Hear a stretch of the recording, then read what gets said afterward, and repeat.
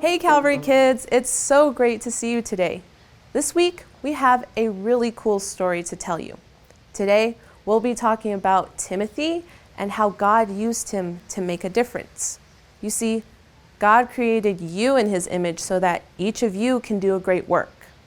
But before we get into that, let's go ahead and review what we talked about last week.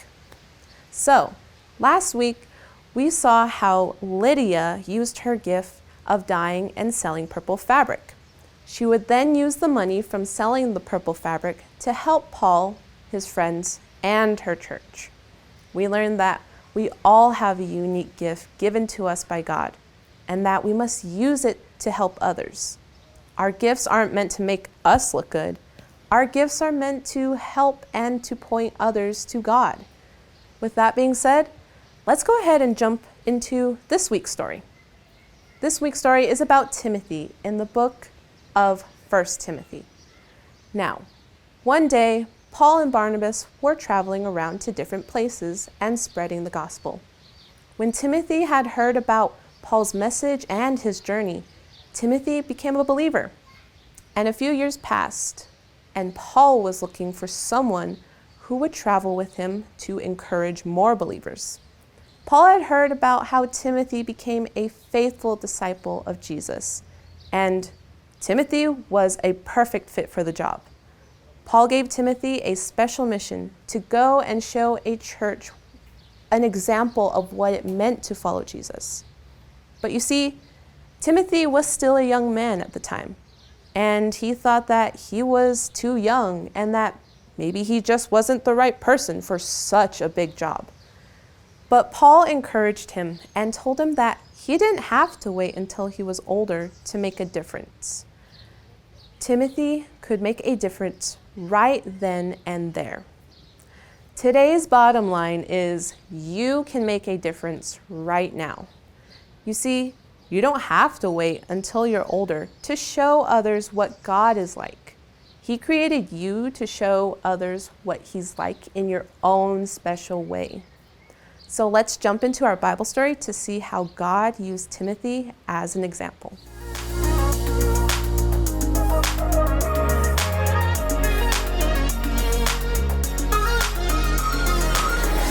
Gotta know you're everything I need. You are the reason why my heart is beating. God, you're always taking care of me. I wanna follow where you are leading.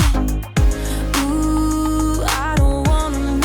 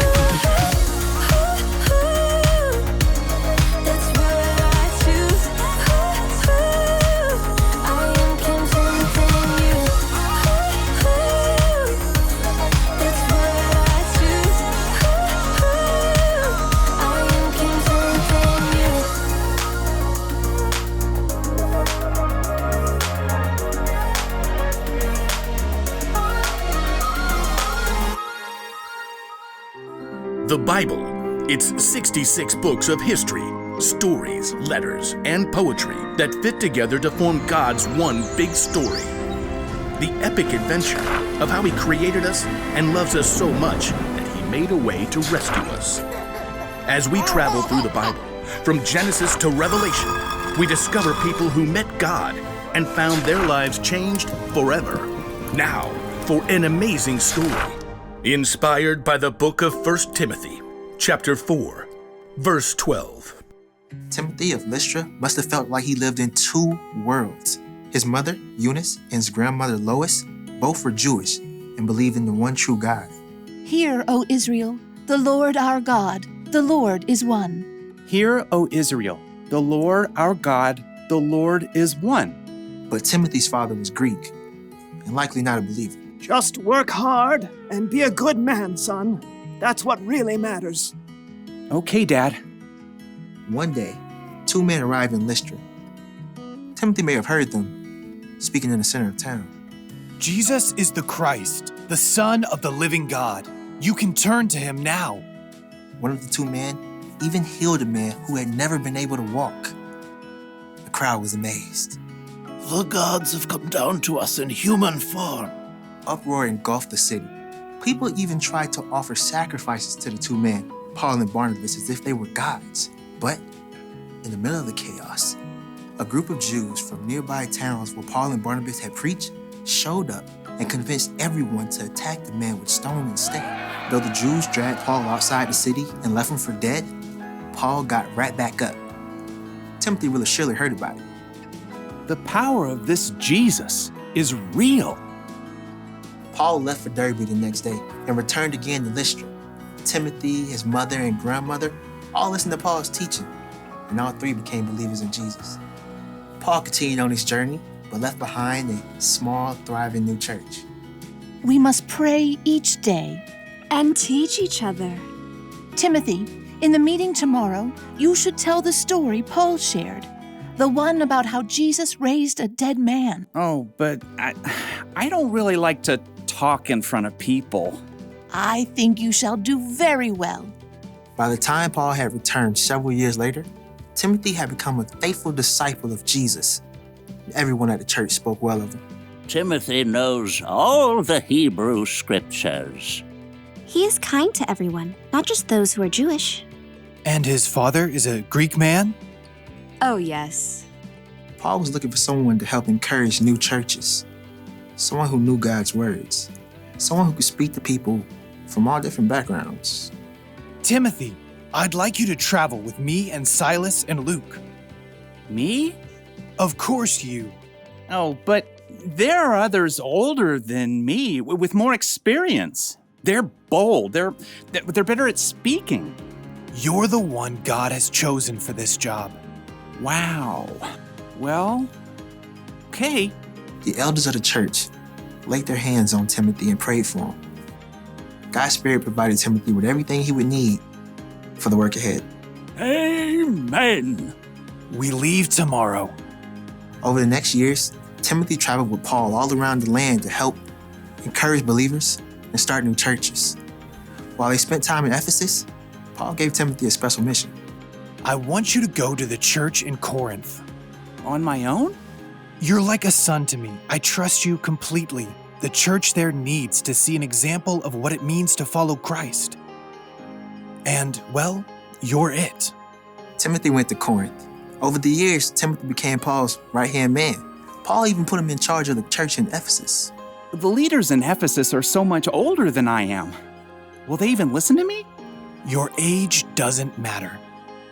As Timothy settled in Ephesus, Paul wrote him letters to encourage him. Don't let anyone look down on you because you're young. Set an example for the believers in what you say and how you live. Also, set an example in how you love and in what you believe. Show the believers how to be pure. Though Timothy met Paul when he was a very young man, he was able to play an important part in helping Paul build up the early church and sharing their incredible news of Jesus. Welcome back, guys. Timothy, in our Bible story today, had opportunities to make a difference when he was young, and he did. He was sent to a church by Paul to be an example and to show them how they should follow Jesus. But Timothy felt that he was too young for the job and that maybe the people of the church wouldn't listen to him. But Paul encouraged him to use his gifts and to trust God no matter what happened. You know, you also have gifts right now, and you have some opportunities like Timothy right now. And as I said earlier, today's bottom line is you can make a difference right now. Say it with me. You can make a difference right now. Think about it. How could you make a difference at home? Could you help with chores? You could help with your younger siblings, maybe with their homework. Or maybe you could even draw a picture for a parent who's stressed. Now, what about at school? You could help others with hard work. You can be patient and kind. Or you can even use your words to encourage someone. You have your whole life ahead of you to learn how to use your gift. And let us always remember our basic truth of the day. I can trust God no matter what. You are wonderfully made at whatever age you are right now. And I know it may be hard to know what your gifts are, but it will get easier as you grow. Now, let's go ahead and review our memory verse. Say it with me. Psalm 139:14. How you made me is amazing and wonderful. I praise you for that. What you have done is wonderful. I know that very well. Amazing job, guys. And with that, I hope to see you next week. Bye.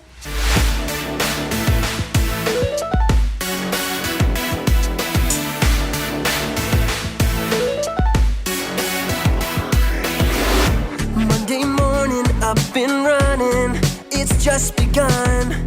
A brand new day, no time to waste. Gonna get it done. So many plans, so much to do. But that's okay, I'm gonna see it through. 'Cause day after day and time after time, I'm gonna do what I say. I made up my mind, I'll follow through. Don't you forget it, oh yeah, it's true. You know I'm committed, I'll follow through. Don't you forget it, oh yeah, it's true. You know I'm committed.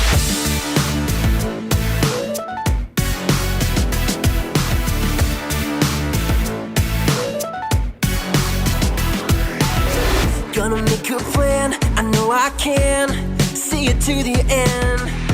Every moment I keep on and do the best I can.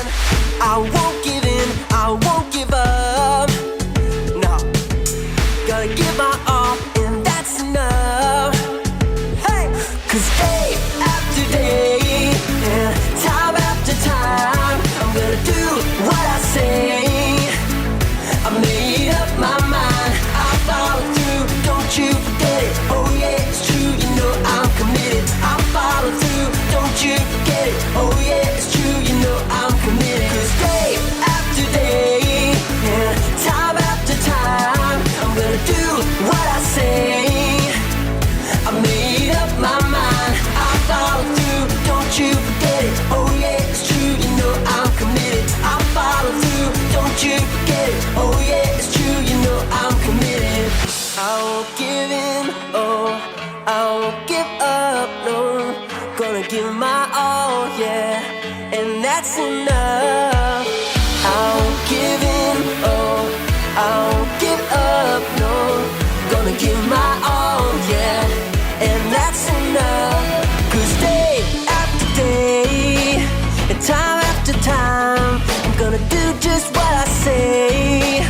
And I made up my mind, I'll follow through. Don't you forget it, oh yeah, it's true. You know I'm committed, I'll follow through. Don't you forget it, oh yeah, it's true. You know I'm committed. 'Cause day after day and time after time, I'm gonna do what I say.